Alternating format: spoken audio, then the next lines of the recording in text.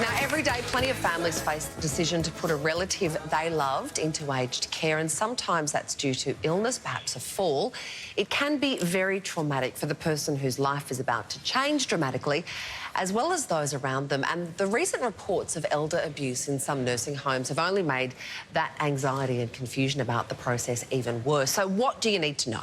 Well, Rachel Lane is director of the Aged Care Gurus, and she joins us now to explain. Nice to see you.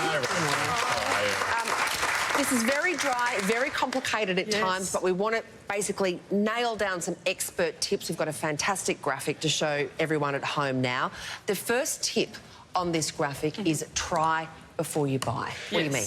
Absolutely. So most people think that if they're looking at moving into aged care that they have to make that move permanently, and you don't. You can have a short-term stay in an aged care facility. In the industry they call it respite, and you could put mum or dad or both in there for 2 or 3 weeks, work out if they like the other residents, work out if they like the activities and the food, and at the end of that 2 weeks then you can make the decision. And what's the cost on that? About $51 a day.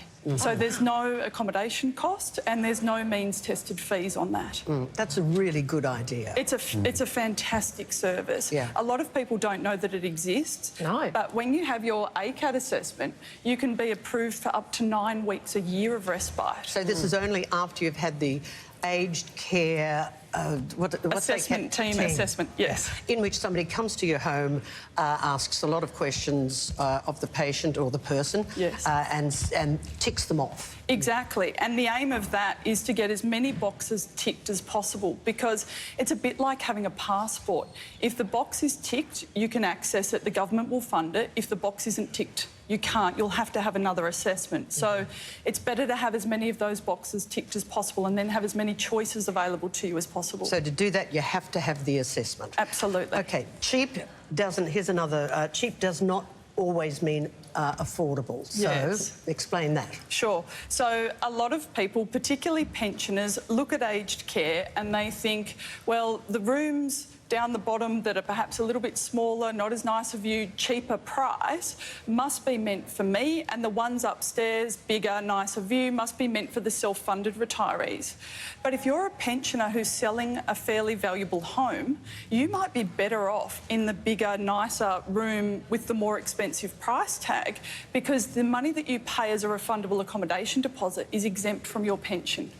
So you've got to work out, when it comes to the financial arrangements, what's going to work. Just give me that example. So if you've sold your home for $500,000, you move into a home, spend that $500,000 on whatever it gets you, the most amount of money you can spend. Well, if you're selling a home for $500,000, buying for $500,000, you're swapping one exempt asset, which is your home, for another exempt asset, which is your refundable accommodation deposit. And your pension is never touched. Well, it would remain the same. Yeah. But if you're selling, for example, a $1.5 million home and paying $500,000 to the aged care facility, you will pretty much wipe out your pension. Right, I see what you mean. So you actually want to make sure that the house goes to aged care accommodation straight away, because otherwise, if you've got liquid assets, suddenly that eats into your pension. And the good way of doing that is making sure you've got a financial advisor who specialises in aged care, because you do need that proper advice. You know, we all know a lot of financial advisors out there. Who's reliable? Is there a government suggestion in there to make us feel more at ease? So the government have a financial information service, but I always say exactly the same thing. There's a lot of financial advisors, there's only 38 gurus. You need to get advice from somebody who specialises in this area, who understands all of the options that are available to you and the smartest way in which to fund it. How do you find those people?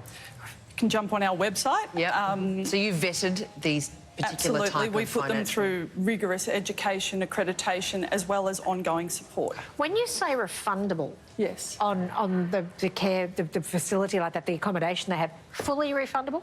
Absolutely, unless you choose to deduct something from it. Right. So some residents... See, there's a bit of a misnomer with aged care that because it's means tested, that means it's affordable. Yes. And that's not true. So sometimes residents, to ease the pressure on their cash flow, they elect to deduct certain fees and charges from their refundable accommodation deposit because they can't come up with enough income to meet the cost. So complicated. It is a little bit complicated, yeah. You already sort of touched on this at the start of the interview, but you've also said as another tip that understand that if you're not happy, you can change, which I think is really good advice to keep in mind, right? Absolutely. You're not locked in forever. Not at all. And I think sometimes when people pay such large sums of money, they pay $500,000, $800,000, they feel committed to it like buying a house. But if you're not happy, you can give 14 days notice and you can move to another aged care. Are there facility. penalties? How much of that do you get back? Or is there a penalty? If you haven't elected to deduct fees from that, then you will get all of that back. Wow. And that refund, the other important... Is it easy to... I imagine it's a bit like the banks. You can always pick up your mortgage and move it somewhere else, but the banks make it so hard for you to do that it becomes impossible. That do aged care service providers, will they actually resist that? Like, do you need to have a kind of... No, it's the opposite. Oh, so they're happy. So what happens is there's that 14-day period in which they need to refund, and they actually start paying you interest on your money from the day after you move out. But if they don't refund within that 14 days, they pay interest at the higher government set rate, which is currently 5.96%. So they're happy so to it's let the you go. opposite. They want to refund that money to you very promptly because they don't want to pay that high interest rate. Right. There's another question here that I'd love to know the answer to. Why should couples make sure that they enter aged care on different days? Well, it's more just about understanding that the means test that people undergo, when it comes to couples are assessed 50-50. Half of the income belongs to one and half of the assets belongs to one, right? And vice versa.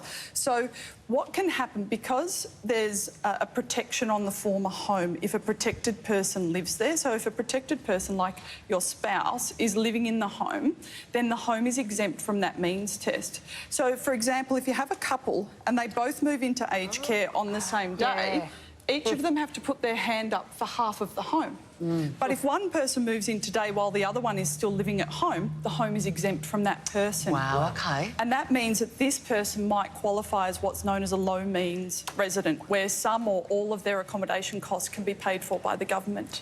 This other hint here, use an aged care placement consultant but find out how much they get paid. Now, until recently, I didn't even know they had consultants, whereas you call around to various places, nothing's available, nothing. And all of a sudden, a recruitment person makes something available. How does that work? Yes. So just like our network of advisors specialise in financial advice, the placement consultants specialise in care.